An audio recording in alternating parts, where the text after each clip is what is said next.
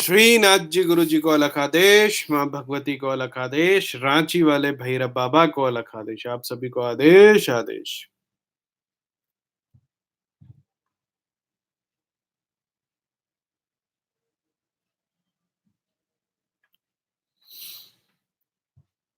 माँ तारा के विषय में बहुत सवाल आ रहे थे।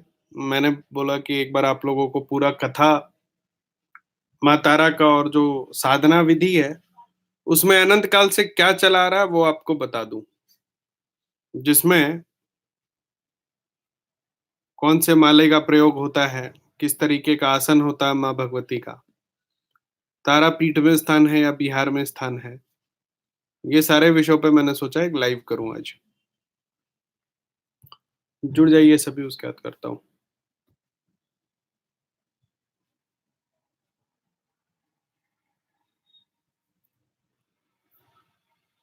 माँ भगवती देवी तारा को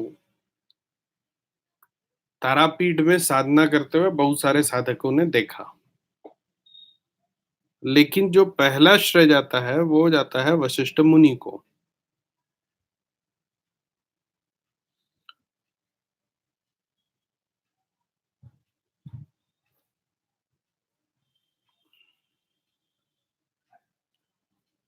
आदेश आदेश। प्रणव दर्जी प्रणाम। वैभव सोशीष आदेश। आदेश आदेश, अब सभी को आदेश आदेश। मैंने बगला तंत्र से एक वाक्य आप लोगों को बताया था। उसमें बताया कि जो काली है वही तारा है, वही नील तारा है। और फिर एक तांत्रिक ग्रंथ है काली तंत्र, उसमें आप पढ़ोगे तो आपको बताया जाएगा जो काली है वही दुर्गा है और जो दुर्गा है वही तारा है। ठीक है। अब इन सब विषयों में जो सबसे मूलभूत जानने वाले विषय है कि काली कौन है। तो काली जो है वो आद्या शक्ति है।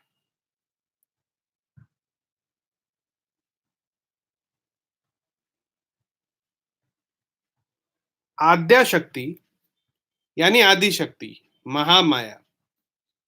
तो महामाया काली क्यों है?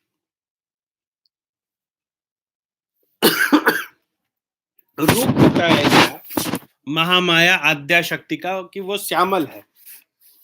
श्यामल बोला गया या फिर ऐसा भी लिखा मुनियों ने कि उनका रूप ऐसा है जैसा कोई रूप ही नहीं है, उनका रंग ऐसा है जैसा कोई रंग नहीं है। तो जहां पर रंग नहीं है वहां पर रंग काला होता है। द एब्सेंस ऑफ लाइट, जहां पे लाइट के सातों स्पेक्ट्रम काम नहीं करते, दैट इज ब्लैक, काला। इसीलिए आद्या शक्ति ही काली हुई, वही तारा हुई, वही दुर्गा है। जब वशिष्ठ मुनि पूरा भ्रमण कर रहे थे कि किसी तरीके से महामाया को साध लूं, पहले ये समझो कि साधक के लिए, खास करके वामपंथी साधक हो या साधक हो या कपालिक हो, उनके लिए काली साधना क्यों जरूरी होती है। देखो, यूनिवर्स में ना हमेशा बैलेंस जरूरी होता है। बैलेंस गुड बैड का या गुड और एविल का, बैलेंस लाइट और डार्क का, और वैसे ही बैलेंस जरूरी होता है शिव और शक्ति का। तो जब आप शिव रूप में प्रकट हुए, मतलब आप मेल प्रकट हुए हो, तो आपको फीमेल पावर का जरूरत होता है। ठीक है, इसीलिए भैरवी साधना करते हैं, वो बिगिनर्स स्टेप है। लेकिन एक बार जब आपने माँ भगवती देवी काली को सिद्ध कर लिया और भगवती ने आप में प्रवेश कर लिया, तो फिर वो बैलेंस बनता है शिव और शक्ति का, जिससे कि आप आध्यात्म में आगे बढ़ते हैं।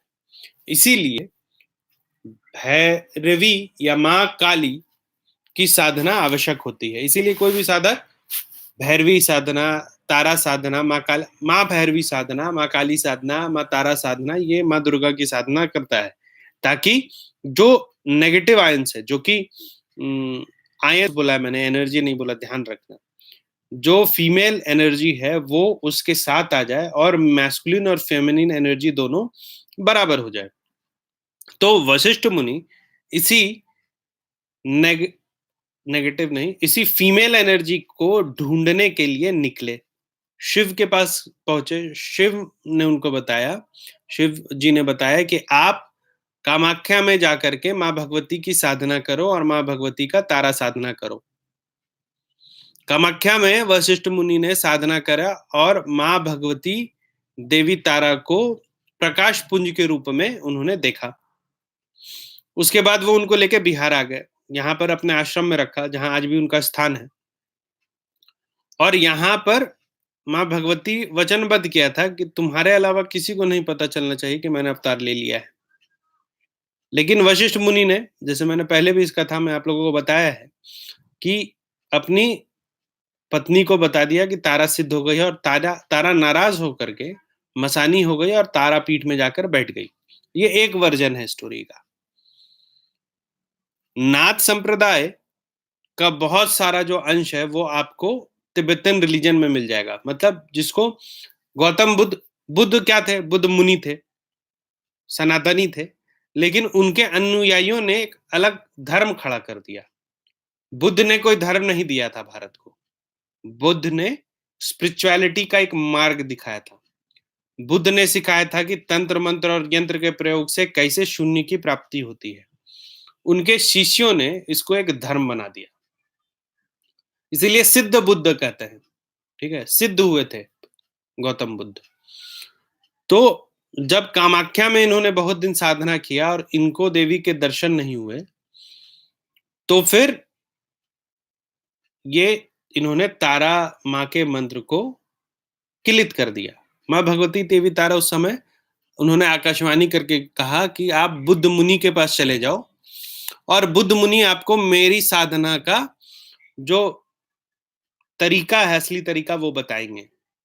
वो बुद्ध के पास गए। बुद्ध ने उनको बताया कि देवघर, जो झारखंड में देवघर है, जो उस समय भी देवग्रहा कहलाता था, वहां से 100 योजन दूर आपको इस स्थान पर पूजा करना है। वशिष्ठ मुनि वहां पूजा करते रहे और उसके बाद वहां पे फिर भगवती एक लाइट के रूप में आई और इनको दर्शन दिया। फिर वही कहानी है कि वो बिहार आ गए और फिर उनको बता दिया। भगवती गुस्सा में फिर चली गई तारापीठ। तारापीठ में जो अभी आप मंदिर देखते हैं वो भगवती का मंदिर नहीं है। तो गौतम बुद्ध ने जो इनको विधान बताया था वो बड़ा महत्वपूर्ण था। उन्होंने पहले जब इन्होंने साधना की माँ तारा की, तो वो सात्विक मार्ग से था, लेकिन जब गौतम बुद्ध ने उनको बताया तो उनको बताया कि पंचमुंडी आसन पर विराजमान होकर के महाशंख माला की माला से रोज आपको, रोज नहीं मतलब पूरा मिला के 3 लाख जो मंत्र है, वो एक 5 शब्दों का मंत्र है तारा का, उसके जाप करने से तारा का प्रत्यक्षीकरण होगा। ये ज्ञान अभी भी लुप्त नहीं हुआ है, लेकिन वो पंचमुंडी कपाल आसन कहाँ है तारापीठ में, ये बड़ा गुप्त विषय है। तो जब भगवती तारा ने जब भगवती तारा प्रकट हुई मुनि के सामने, तो मुनिवर ने उनसे यही मांगा कि इस पंचमुंडी आसन पर जो भी बैठ करके 3 लाख बार पंचाक्षरी मंत्र का, जो वो पंचाक्षरी मंत्र है, उसका जाप महाशंखमाला से करेगा, उसको भगवती आप सामने से प्रकट होकर के दिख जाना। तो माँ ने बोला ठीक है। तो माँ ने पूछा कि तुम किस रूप में देखना चाहते हो? तो बोला जग जननी के रूप में। तो उसी में वो शिव को अपने वाम स्तन से दूध पिलाते हुए नजर आई। उसी का वो शिला रूप में फिर परिवर्तित हो गई। वो बहुत पुंज रूप में थी, तो वो शिला रूप में परिवर्तित हो गई और उन्होंने देखा।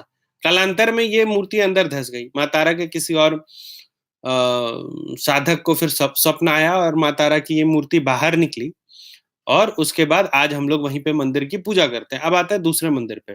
लेकिन एक चीज सीख लो, पंचमुंडी आसन जो अच्छे साधक हैं, जो कि जिन्होंने अपना समय और धन और सब कुछ निछावर कर दिया है, जिनको सही में साधना सीखना है, उनको पंचमुंडी और नवमुंडी आसन के बारे में ज्ञान होना चाहिए। पंचमुंडी आसन 5 तरह के जीव के मुंड को धरती के अंदर डाल के उसके ऊपर आसन लगाया जाता है। इसका एक पूरा विधान होता है, ठीक है। और नवमुंडी में 9 होता है। जो पंचमुंडी आसन होता है उसमें रुद्र सोए रहते हैं, नवमुंडी में रुद्र जागृत रहते हैं। और महाशंखमाला का जो इस कथा में वर्णन है, वो महाशंखमाला अभी लोग सोचते हैं कि कपाल से बनता है, लेकिन ऐसा नहीं होता है। शंखमाला और महाशंखमाला में अंतर होता है। शंखमाला कपाल के हड्डियों से बनता है, लेकिन महाशंखमाला में शरीर के अलग-अलग हिस्सों की छोटे-छोटे हड्डियों की टुकड़ी ली जाती है और उसको फिर पिरो के एक माला बनाया जाता है और उसको फिर बोलते हैं महाशंखमाला। तो महाशंखमाला, पंचमुंडी आसन और पंचाक्षरी मंत्र तारा का अगर आप जापते हो, तो आपको माँ तारा सामने से प्रत्यक्षीकरण देती है।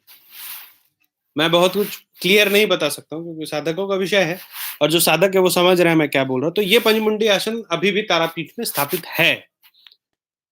ये मुश्किल है जानना कि कहाँ पर है सबके लिए। तो माँ पुंज रूप में आई, मुनिवर को दर्शन दिए। उसके बाद मुनिवर के मन में ये था कि माँ को प्रत्यक्ष दर्शन करूं मैं। तो फिर वो बामदेव, बामाख्यपा के रूप में फिर से उन्होंने जन्म लिया और इस बार वो तांत्रिक वाम मार्ग से साधना उन्होंने शुरू किया। तो मसान में माँ ने उनको दर्शन दिया, प्रत्यक्ष दिया, जहां पर आज माँ का चरण पादुका है।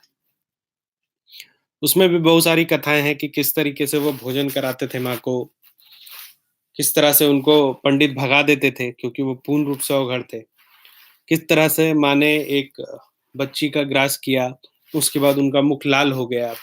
तो बहुत सारी कहानियां हैं, लेकिन मूलभूत बात ये कि साधक हैं तो एक मातृशक्ति आपके पास होनी चाहिए। साधिकाओं के बारे में नहीं बोल रहा हूं मैं, साधिकाओं को भैरव सिद्ध करना चाहिए।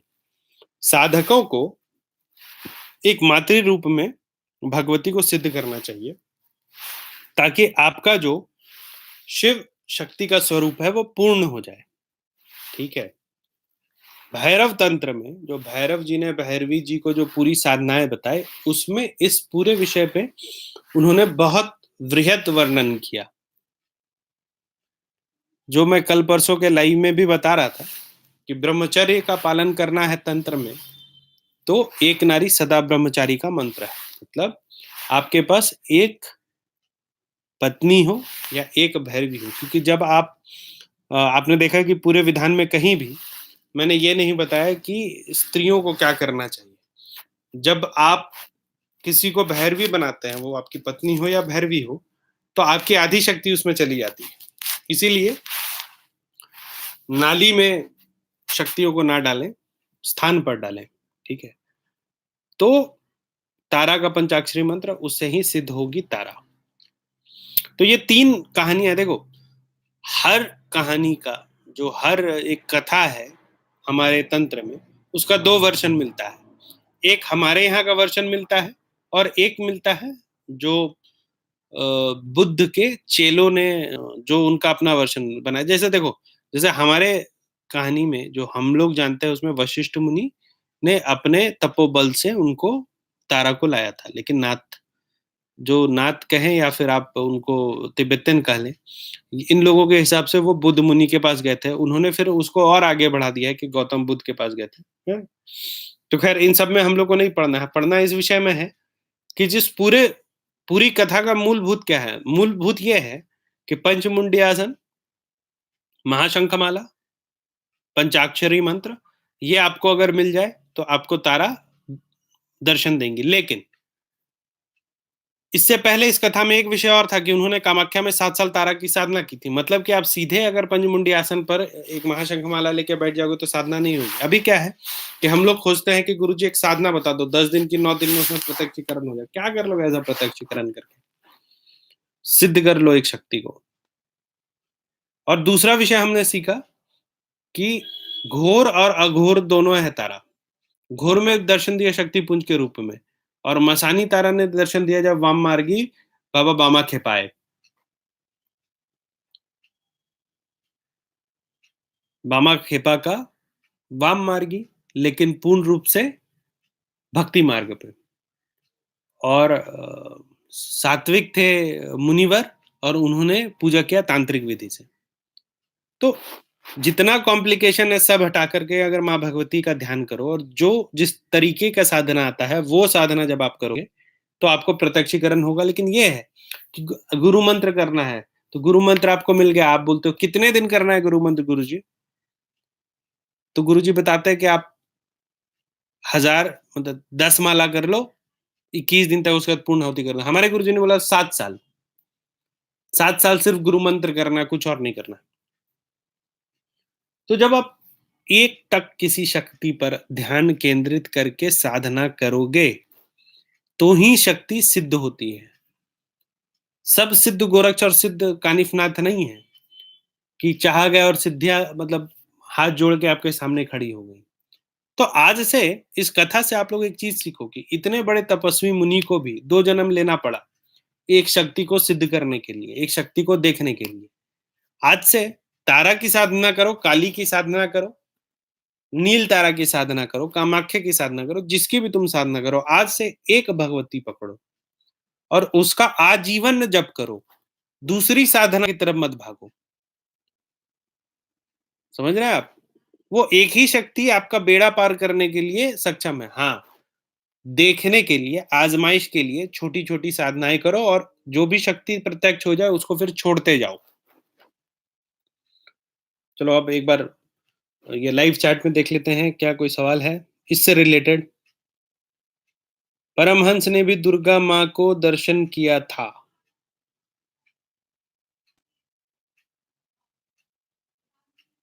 आपकी दीक्षा फीस क्या है? वेदांत पांडे जी, दीक्षा की कोई फीस नहीं है।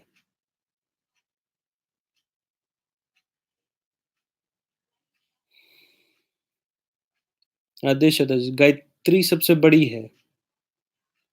नील सरस्वती को जानकारी दीजिए। नील सरस्वती पे वीडियो है, प्रणव धर जी, एक बार देख लीजिएगा।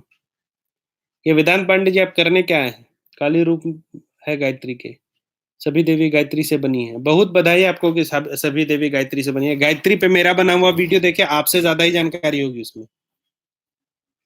ये कौन है यार? ये ऐसे ऐसे लोग, देखो ये वेदांत पांडे जी, सबसे बड़ी शक्ति गायत्री है। क्या जानते हैं आप गायत्री के बारे में? गायत्री परिवार से जुड़ के 4 आपने प्रवचन सुन लिए होंगे, इसीलिए यहाँ पे दे रहे हैं। देखो बोला था, मेरे गुरु सबसे बड़े पंडित है श्री राम शर्मा आचार्य, जो कि गायत्री के कलयुग में वरद पुरुष कहे जाते हैं। सब चेले अपने गुरु को महादेव तुल्य ही मानते हैं। कोई अब बहुत बड़ा बात नहीं कर रहे हैं। श्री राम शर्मा जी की कितनी किताबें आपने पढ़ी है मुझे नहीं पता, लेकिन मैंने उनकी एक भी किताब छोड़ी नहीं है। मैं ज्ञान कहीं से नहीं छोड़ता। लेकिन ये कहना कि गायत्री सबसे ऊपर है, काली से ऊपर है, ये मेरे जैसे साधक के औकात के बाहर की बात है। जिस चीज को मैं जाना ही नहीं आज तक, मैं गायत्री को उतना ही जानता हूँ। मैं गायत्री को मानता हूँ, मैंने बहुत सारे वीडियो में बोला मैं गायत्री को मानता हूँ। गायत्री शक्ति है, आद्य शक्ति है, काली शक्ति है, सब है शक्ति। अब ये बोलना कि ये शक्ति इससे बड़ी है, तो भैया तुम बहुत बड़े अघोरी हो गए या फिर एकदम महादेव के रूप ही हो गए। ऐसे मूर्खता पूर्वक बात कोई भी मेरे चैनल पे ना करे कि ये शक्ति उससे बड़ी है, ये शक्ति उससे बड़ी है। जो ऐसी बात करेगा वो मेरे पास आए और दोनों शक्तियों को प्रत्यक्ष करके मुझे दिखाए। कोई भी साधक को किसी भी शक्ति को बड़ा या छोटा बोलने का हक नहीं है, क्योंकि किसी भी शक्ति से तुम छोटे हो और तुम्हारी औकात छोटी है। ये मैं अपने बारे में भी बोल रहा हूँ। कोई बोल देता है कि नहीं विष्णु बड़े हैं, शिव बड़े, ये सब मूर्खता पूर्वक बातें हैं। ये बात वो करते हैं जिनका धंधा चलता है किसी एक शक्ति से। हम तो रमता जोगी बहता पानी है। जो जिस शक्ति को हमें जानना होगा, जिससे हमें भक्ति मिलेगी, जिससे हमें शक्ति मिलेगी, जिससे हम महाशून्य के करीब पहुंचेंगे, सारी शक्तियां को हम मानते हैं। कोई ऐसी शक्ति नहीं है जिसको हम नहीं मानते। किसी शक्ति की ताकत को हम चुनौती नहीं देते। तो ये धंधे वाली बात मेरे चैनल पे मत क्या करो, ये शक्ति बड़ी है, वो शक्ति बड़ी है, फालतू बात। सबको बोल रहा हूं, आज जो साधक हो ये चीज सीख लो। बहुत सारे मैंने लोगों को देखा कि इसकी बुराई, उसकी बुराई, ये मेरा गुरु बड़ा, तुम्हारा गुरु बड़ा। अरे गुरु के पैर की धूल के बराबर तुम नहीं, शक्ति के धूल के बराबर तुम नहीं, किसको क्रिटिसाइज कर रहे हो? पहले उस स्तर पे पहुंच जाओ, और जिस दिन उस स्तर पे पहुंच जाओगे क्रिटिसिज्म करना भूल जाओगे। कुछ अच्छे साधकों से मिलो, ये सब बकलोली भूल जाओगे। श्री राम शर्मा ने कहीं नहीं लिखा है कि काली बड़ी है या तारा बड़ी है या गायत्री बड़ी है। पढ़ो किताब। बेवकूफ साहब। गुरुजी आप रोज लाइव करिए 9 बजे। कोशिश कर रहा हूँ, कोशिश कर रहा हूँ। पिछले वीक 3 दिन मैं लाइव आया था। अब ये देखो नया, क्या माँ भुवनेश्वरी सबसे बड़ी शक्ति है क्या? शक्ति एक ही होती है भाई। परमारी योगी जी, शक्ति एक ही है। शक्ति का रूप अलग अलग है, शक्ति का व्यवहार अलग अलग है। सब हम में है, हम ही सब में है। वो शक्तियां भी उसी तत्व से बनी है जिससे हम बने हैं, लेकिन हम में उस शक्ति का रियलाइजेशन हो, इसके लिए उनको रूप दिया गया। माता भुवनेश्वरी भी आपके अंदर है, माता तारा भी आप ही के अंदर है, माता काली भी आपके ही अंदर है। आप उसको अपने अंदर से निकाल के बाहर खड़ा कर दो, तो वो शक्ति आपके लिए प्रत्यक्ष हो गई। तो आप जिस शक्ति पे विश्वास करोगे, आप मुझ पे विश्वास करते हो कि रुद्रनाथ जी ठीक बताते हैं, तो आपका विश्वास मुझ पे है, तो मैं जो बताऊं वो आपके लिए काम करेगा। आप कल बोलोगे नहीं रुद्रनाथ जी ठीक नहीं बताते, तो मैं कितना भी अच्छा चीज आपको बता दूं वो आपके लिए काम नहीं करेगा। यही शक्तियों के लिए है। आपका विश्वास जिस शक्ति पर है, वो शक्ति आपके लिए काम करती है, क्योंकि वो है तो आखिरकार आपके अंदर ही। करते तो आप ही उस शक्ति को जागृत करके काम। और क्या है गुरुदेव? आजीवन महाकाली की साधना करूंगा। बहुत बढ़िया, बहुत बढ़िया। साधना सब करो, भगवती एक पकड़ो।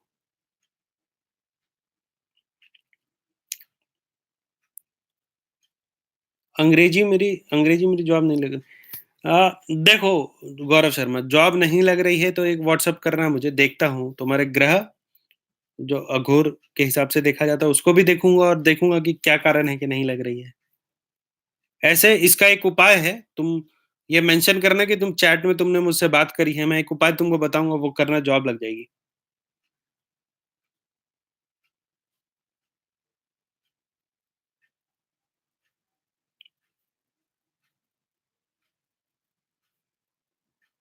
मूर्ख दर्शन, अपने शब्द शायद गलत लिखा है। सब माताओं की साधना देंगे, चिंता नहीं करना है। हाँ विशाल सिंह जी, आप सही बोल रहे हैं। Guru ji cannot be compared, gurus cannot be compared, सही बोल रहे हैं आप। हाँ, अजपा गायत्री मंत्र का बहुत संभावना होता है। अजपा गायत्री चलते फिरते सोते गाते रोते हर समय करना चाहिए। इनफैक्ट अजपा गायत्री को इतना सिद्ध करना चाहिए कि जब आपका सांस चले तो वो ध्वनि खुद ब खुद निकले।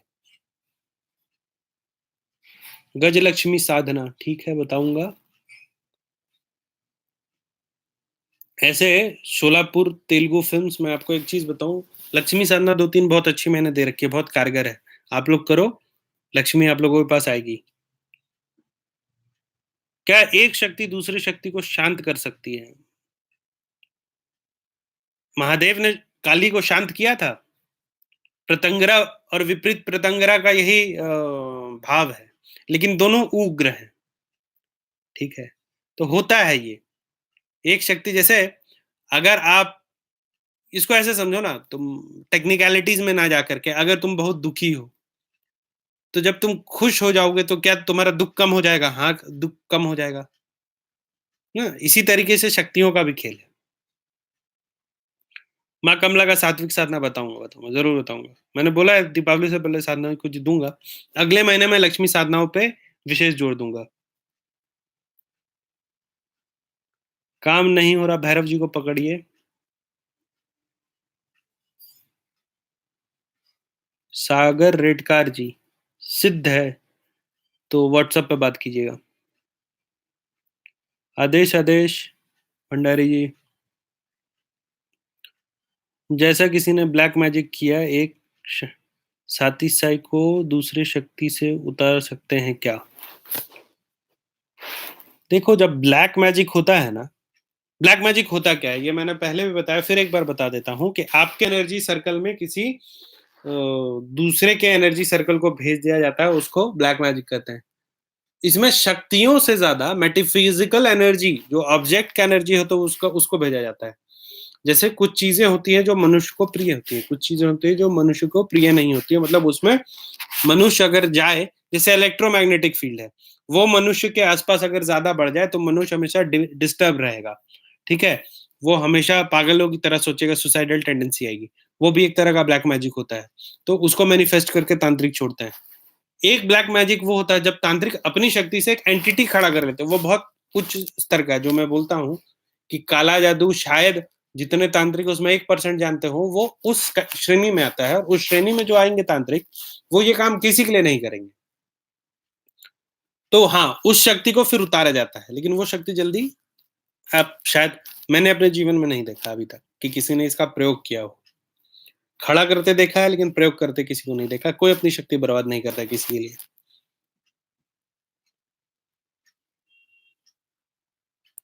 कृत्या कैसी शक्ति? कृत्या विनाशक शक्ति होती है। कृत्या का मतलब कि जिसको छू दिया वो समाप्त। इस पे मैंने एक विस्तृत मेरे ख्याल से बगलामुखी साधना आप देखिएगा चैनल पे, तो आपको कृत्याओं के बारे में पूरा ज्ञान मिल जाएगा।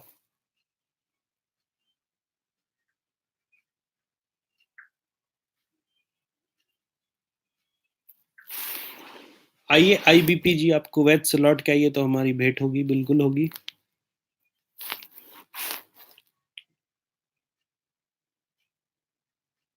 गृहस्थ के लिए एक नारी सदा ब्रह्मचारी, गृहस्थ क्या साधक के लिए भी 75। आप अगर इतने बड़े आप साधक हैं कि आप वज्रोली करते हैं, तो फिर आपके भैरवियों का मान गिनती नहीं हो सकती। लेकिन अगर आप नॉर्मल साधक हैं, तो आपकी एक ही भैरवी हो सकती है। शक्ति कितनी होगी आपके पास जो आप बांटते चलोगे? मैं दुखी हूं, मुझे सुख चाहिए। तथास्तु सात्विक महंती जी, ऐसा ही होगा। आपने कल काली माता का जो 4 मंत्र बताया, उसमें माँ काली का ध्यान बताया, उसमें माँ काली का आसन जो बताया, वो समझ नहीं आया। क्या नहीं समझ आया? क्लियर सवाल पूछिए। साधनाएं सब गृहस्थ कर सकते हैं विजय कुमार साहू जी, लेकिन गृहस्थों के साधना में अंतर होता है, स्थान का अंतर होता है, बहुत चीजों का फर्क हो जाता है। माँ के रूप में किसी को भी रखोगे तो देंगी, लेकिन धूमावती काफी उग्र है। योग साधना बताऊं, कैसे बताऊं? अभी मुझे, मेरे पास आदेश ही नहीं है कि मैं कैमरे पे आऊं। पितृ, अच्छा ठीक है, मैं एक स्लाइड शो बनाऊंगा आप लोगों के लिए। पितृदोष से मुक्ति के लिए कोई बता दिया परमेश योगी जी, देख लीजिए, वीडियो है। अभी तो पिछले महीने वाला अमृत जी शिविर कैंसिल हो गया, इस महीने होना है, तो उसका डेट एक आध दिन में वेबसाइट पे आ जाएगा।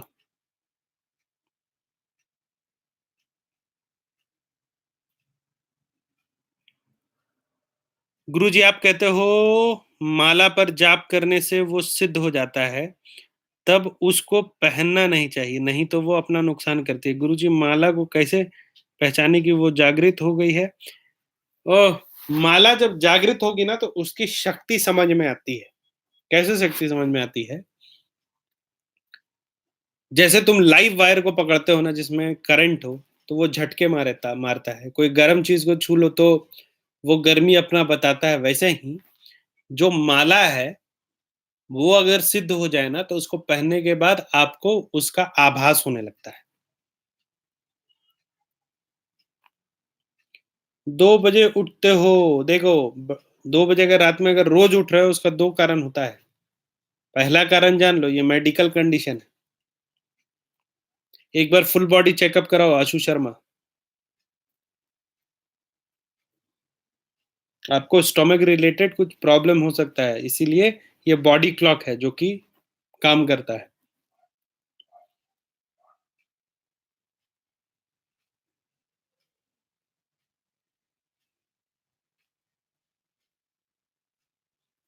रुद्राक्ष और नॉनवेज का कोई रिलेशन नहीं है।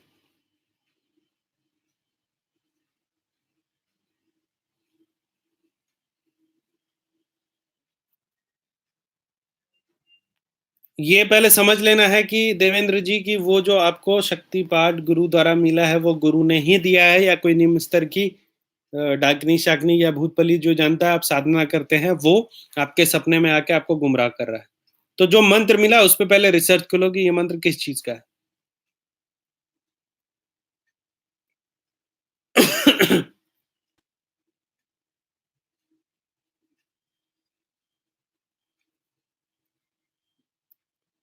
बाल भैरव के रूप में आप भैरव को घर में ऐसे भी जब आप पूजा करते हैं ना अंकुर जी, तो वो बाल भैरव के रूप में ही करेंगे, बटुक भैरव के रूप में।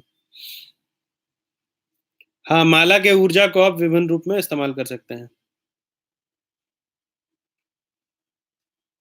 कौन है कनक ज्योति जी?